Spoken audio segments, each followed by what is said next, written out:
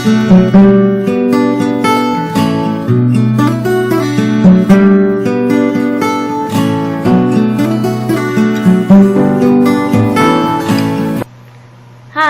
ഇന്ന് ഞാൻ ഉണ്ടാക്കാൻ പോകുന്നത് സോയ ചങ്ക് മസാല റോസ്റ്റ് ആണ്. ഇത് ഒരുപാട് ടേസ്റ്റിയാണ്. അപ്പോൾ ഒരു തവണയെങ്കിലും എല്ലാവരും ഉണ്ടാക്കി നോക്കുമെന്ന് ഞാൻ പ്രതീക്ഷിക്കുകയാണ്. കാരണം സോയ ചങ്ക് എല്ലാവർക്കും ഇഷ്ടമാണ് അല്ലേ? ഇഷ്ടമില്ലാത്തവർക്ക് ഇത് ഇഷ്ടപ്പെടും കേട്ടോ. അപ്പോൾ ഒരു തവണയെങ്കിലും ഇത് ട്രൈ ചെയ്ത് നോക്കുക. അപ്പോൾ ഇതെങ്ങനെ ഉണ്ടാക്കാന്നുള്ളത് നമുക്കൊന്ന് നോക്കിയിട്ട് വരാം.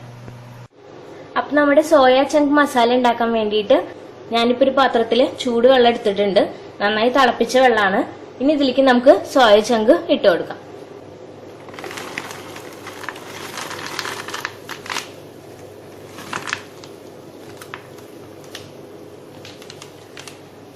ഇനിയിപ്പോൾ നന്നായിട്ട് വെള്ളത്തിൽ കിടന്ന് നന്നായിട്ടൊന്ന് കുതിർന്ന് വെള്ളമൊക്കെ കയറട്ടെ. നമുക്കിതൊന്ന് മാറ്റി വയ്ക്കാം. ഇനി നമുക്കൊരു കടായി വെച്ച് കൊടുക്കാം. ഇനി കടായിലേക്ക് നമുക്ക് വെളിച്ചെണ്ണ ഒഴിച്ചു കൊടുക്കാം. ഞാൻ വെളിച്ചെണ്ണ ഒഴിച്ചു കൊടുത്തിട്ടുണ്ട്. ഇനി വെളിച്ചെണ്ണ ഒന്ന് നന്നായിട്ട് ചൂടാവട്ടെ. എന്നിട്ട് നമുക്ക് നമ്മുടെ സവാള അരിഞ്ഞു വെച്ചേക്കുന്നത് ഇട്ട് കൊടുക്കാം. ഞാൻ ഇതിനു വേണ്ടിയിട്ട് ഒരു സവാള അരിഞ്ഞതാണ്, നന്നായിട്ട് ചോപ്പ് ചെയ്തതാണ് ഇട്ട് കൊടുക്കാൻ പോകുന്നത്. ഒരു മീഡിയം സൈസുള്ള സവാള.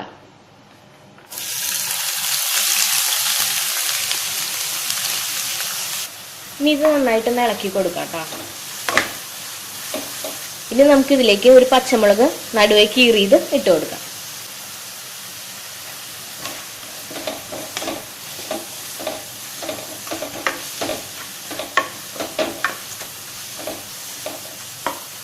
ഇനി ഞാൻ ginger garlic paste 1 table spoon ഇതിലേക്ക് ആഡ് ചെയ്യാൻ പോവാണ്.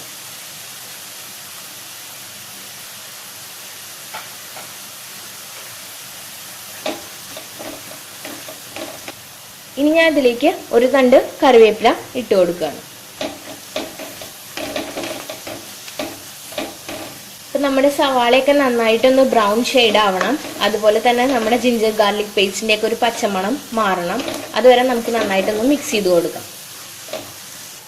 കണ്ടോ, അപ്പം നമ്മുടെ സവാളയൊക്കെ നന്നായിട്ടൊന്ന് വഴണ്ടി വന്നിട്ടുണ്ട്. ഇനി നമുക്ക് ഇതിലേക്ക് പൊടികളൊക്കെ ആഡ് ചെയ്ത് കൊടുക്കാം.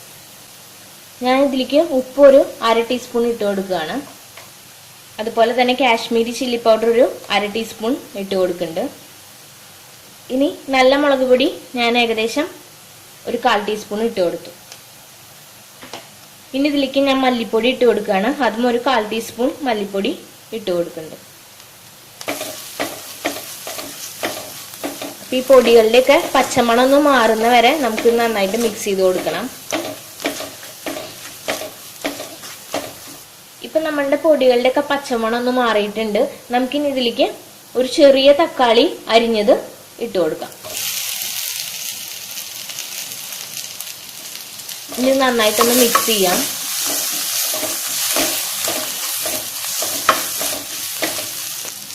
ഇനി തക്കാളി ഒന്ന് വേവിക്കാൻ വേണ്ടിയിട്ട് നമുക്ക് ഇതിലേക്ക് കുറച്ച് ചൂടുവെള്ളം ഒഴിച്ചു കൊടുക്കാം. എന്നിട്ട് ഒരു ലിഡ് വെച്ച് അടച്ചു വെക്കാം. ഇതിപ്പോ ഞാൻ മുമ്പേ കെറ്റിലിൽ ചൂടാക്കി വെച്ച വെള്ളമാണ്. ഇത് ഒഴിച്ചു കൊടുത്തിട്ടുണ്ട്. ഇനി നമുക്ക് നന്നായിട്ടൊന്ന് മിക്സ് ചെയ്യാം.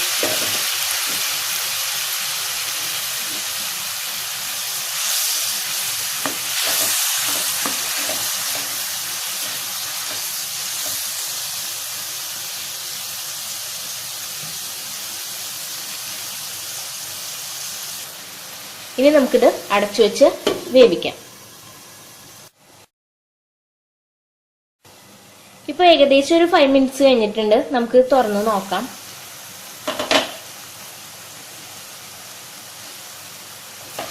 നന്നായിട്ട് വെന്തിട്ടുണ്ട്. നമ്മുടെ തക്കാളിയൊക്കെ നന്നായിട്ട് ഉടഞ്ഞിട്ടുണ്ട്. ഇനി നമുക്കിതിലേക്ക് കുറച്ചുകൂടെ വെള്ളം ഒഴിച്ചു കൊടുക്കാം. ഞാൻ നേരത്തെ ചൂടാക്കി വെച്ച വെള്ളം തന്നെയാണ് ഇതൊഴിച്ചു കൊടുക്കുകയാണ്. നന്നായിട്ടൊന്ന് മിക്സ് ചെയ്യാം.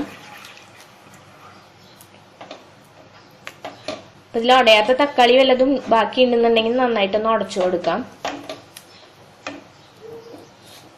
ഇനി നമുക്ക് ഇതിലേക്ക് ഗരം മസാല ഇട്ട് കൊടുക്കാം. ഞാൻ ഒരു 1/2 ടീസ്പൂൺ ഗരം മസാല ഇട്ട് കൊടുക്കുകയാണ്.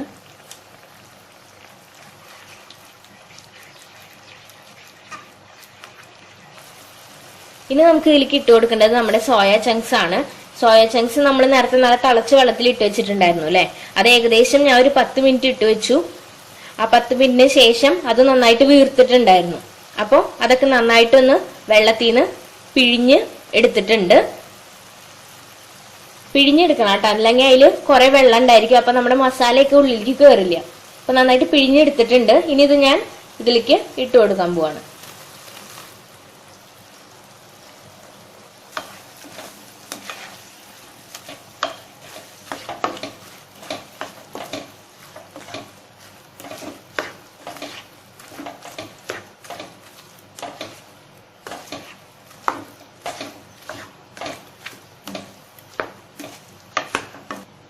ഇതിപ്പോ നമ്മൾ നന്നായിട്ട് മിക്സ് ചെയ്ത് കൊടുത്തിട്ടുണ്ട്. ഇനി നമുക്ക് ഇത് നന്നായിട്ടൊന്ന് അടച്ചു വെച്ച് വേവിക്കണം.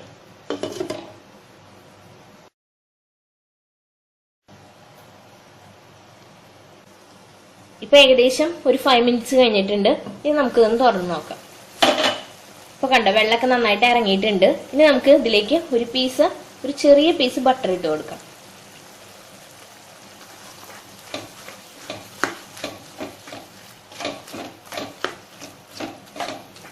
ഇനി നമുക്ക് ഇതിന്റെ മുകളിൽ നമ്മുടെ ഗരം മസാല പൗഡർ കുറച്ചുകൂടെ ഒന്ന് വെതറി കൊടുക്കാം.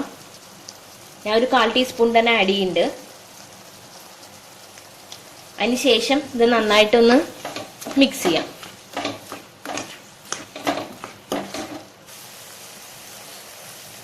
ഇനി നമുക്ക് ഇതിലേക്ക് കുറച്ച് തേങ്ങാപ്പാൽ ഒഴിക്കാം. വളരെ കുറച്ച് തേങ്ങാപ്പാൽ ഒഴിച്ചാൽ മതി കേട്ടോ. എന്നിട്ട് നന്നായിട്ടൊന്ന് മിക്സ് ചെയ്യാം.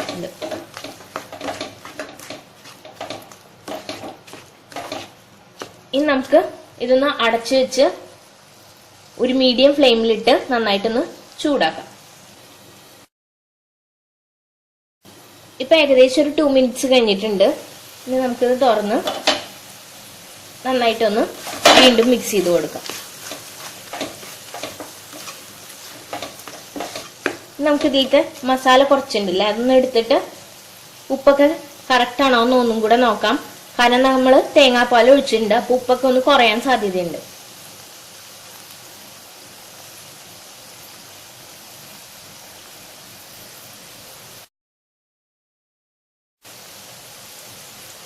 അപ്പൊ ഉപ്പൊക്കെ കറക്റ്റ് ആയിട്ടുണ്ട്.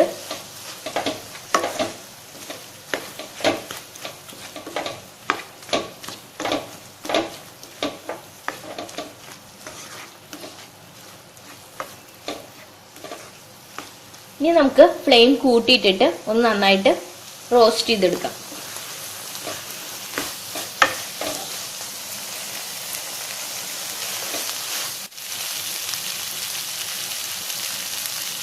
ഇത് മതി, ഇപ്പൊ കറക്റ്റ് ആയിട്ടുണ്ട്. അപ്പൊ ഞാൻ ഒരു പച്ചമുളക് ആഡ് ചെയ്യാണ്. അതുപോലെ തന്നെ ഞാൻ കുറച്ച് കറിവേപ്പിലയും കൂടെ ആഡ് ചെയ്യാണ്. ഇനി നമുക്കിത് നന്നായിട്ടൊന്ന് മിക്സ് ചെയ്യാം. അപ്പൊ നന്നായിട്ട് ഞാനിത് മിക്സ് ചെയ്തിട്ടുണ്ട്. നമുക്കിത് ഒരു ഡിഷിലേക്ക് മാറ്റാം. അപ്പൊ ഞാനൊരു ബൗൾ എടുത്തിട്ടുണ്ട്. ഇനി നമുക്കിതിലേക്ക് നമ്മുടെ സോയ ചങ്ക് ആഡ് ചെയ്യാം. കണ്ടോ, ഞാനിപ്പോ ഇതൊരു പാത്രത്തിലേക്ക് മാറ്റിയിട്ടുണ്ട്. അപ്പൊ എല്ലാവർക്കും എന്റെ റെസിപ്പി ഇഷ്ടപ്പെട്ടു എന്നുണ്ടെങ്കിൽ എന്റെ വീഡിയോ ലൈക്ക് ചെയ്യണം. അതുപോലെ തന്നെ എന്റെ ചാനൽ സബ്സ്ക്രൈബ് ചെയ്യാൻ മറക്കരുത്. Thank you.